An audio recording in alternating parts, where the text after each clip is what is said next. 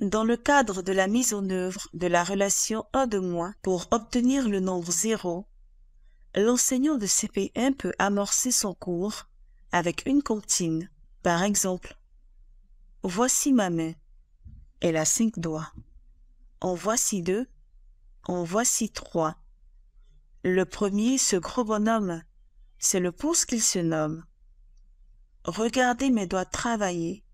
Chacun fait son petit métier. L'enseignant demande par exemple aux élèves de dessiner une collection de 3 éléments sur leur ardoise, puis d'écrire l'étiquette nombre. Ensuite, il leur demande de montrer le résultat qu'ils apprécient. Enfin, il désigne un élève pour mettre le résultat au tableau.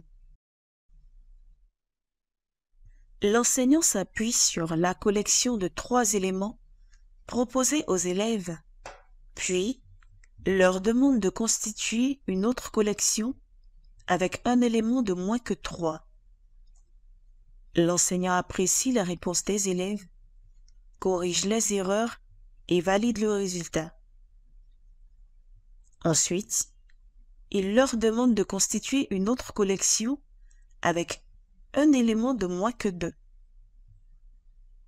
L'enseignant apprécie la réponse des élèves, corrige les erreurs et valide le résultat. Enfin, il leur demande de constituer une autre collection avec un élément de moins que 1 pour aboutir à la collection vide. L'enseignant apprécie la réponse des élèves, corrige les erreurs et valide le résultat. L'enseignant demande aux élèves combien d'éléments on trouve dans la dernière collection. Les élèves répondent qu'il n'y a rien. L'enseignant leur dit que lorsque la collection est vide, le nombre s'appelle 0. L'enseignant, avec le doigt, mime l'écriture de 0 et demande aux élèves de le reproduire sur leur ardoise avec la craie. Il utilise également le chiffon mouillé au tableau pour répéter la procédure. Il fait prononcer à voix haute le son 0. Enfin, il fait écrire 0 en chiffres et en lettres sur les ardoises. L'enseignant demande un nombre d'éléments dans une collection. Par exemple, une collection de 2 éléments. Il demande aux élèves de donner une collection qui a un élément de moins que 2. Les élèves répondent 1. L'enseignant apprécie la réponse des élèves, corrige les erreurs et valide le résultat.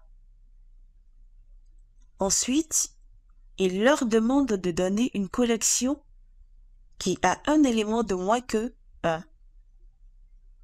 Les élèves répondent 0.